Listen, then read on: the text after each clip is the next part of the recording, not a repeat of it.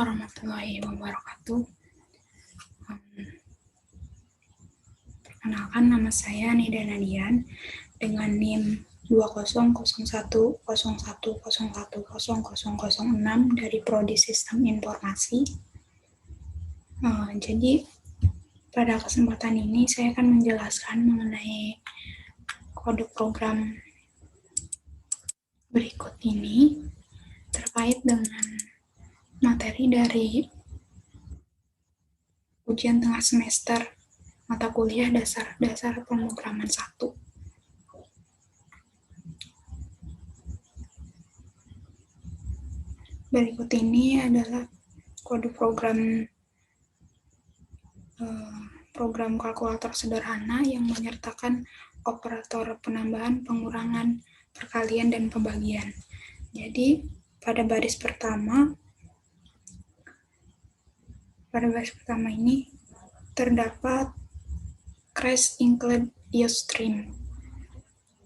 Nah, crash ini disebut sebagai preprocessor directive, yang berarti dengan crash include IOStream ini program tersebut akan menggunakan fitur pustaka dari atau library yang bernama IOStream.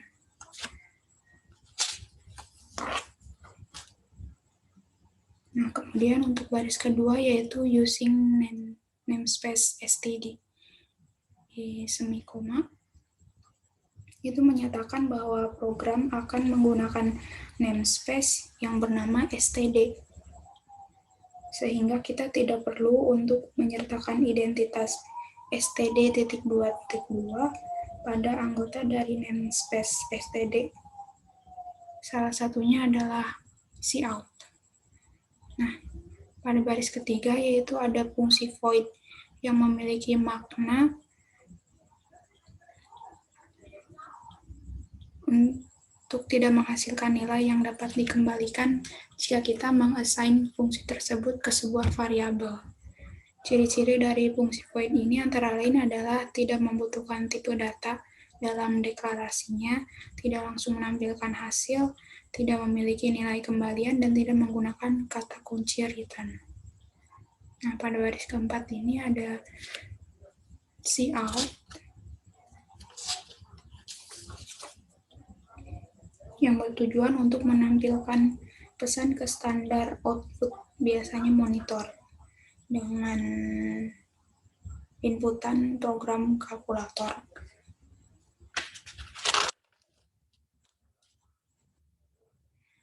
Kemudian ada INDL, merupakan anggota dari IOStream dan masuk sebagai anggota namespace std yang digunakan untuk mengakhiri barisan atau pindah baris pada hasil layar program. Selanjutnya masih sama dengan cout dan inputan pilihan operator, kemudian diikuti dengan INDL, dan pada baris selanjutnya itu masih sama dengan cout dan inputan penambahan pengurangan berikut dengan ikonnya diakhiri dengan INDL. Kemudian pada baris 9 ini adalah kurung kurawal tutup blok sebagai blok penutup dari kode awal. Kemudian pada baris selanjutnya ini ada integer main yang merupakan fungsi utama. Itu fungsi yang dibaca oleh kompilator pertama kali secara otomatis. Dilanjut dengan blok pembuka berupa kurung kurawal, kemudian ditambahkan tipe data float yang digunakan untuk mengukur nilai fraksional. Float adalah angka dengan titik desimal dan dapat diperluas ke bentuk eksponensial. Sama seperti tipe data integer, variabel dengan tipe data float juga dapat melakukan operasi numerik seperti penambahan, pengurangan, perkalian, dan pembagian. Kemudian ditambahkan karakter operasi dan pilih. Di sini juga menggunakan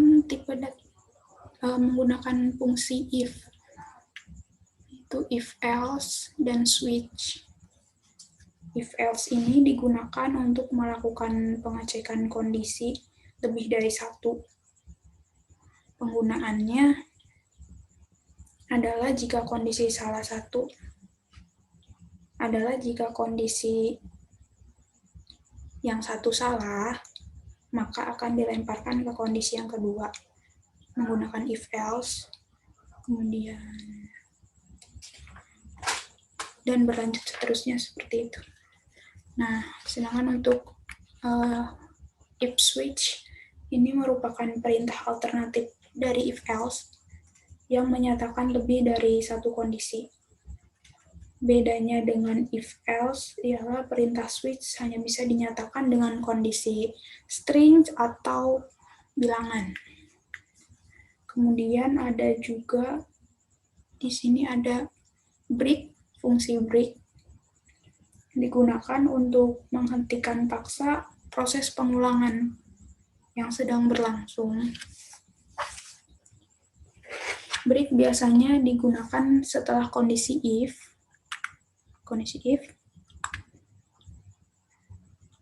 untuk menyeleksi kapan perulangannya harus dihentikan.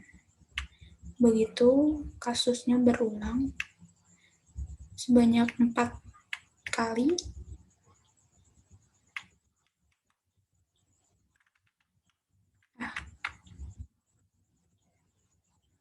One, two, three, 5 kali dan diakhiri dengan exit. Fungsi exit ini berguna untuk proses terminasi atau keluar dari program. Biasa digunakan untuk menghentikan eksekusi program ketika dalam sebuah proses eksekusi dideteksi adanya keadaan yang tidak diharapkan.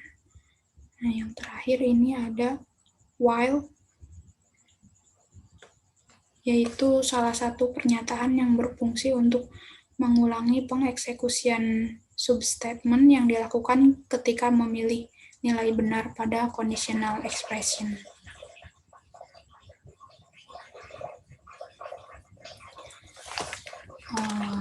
Mungkin sekian penjelasan singkat dari kode program ini.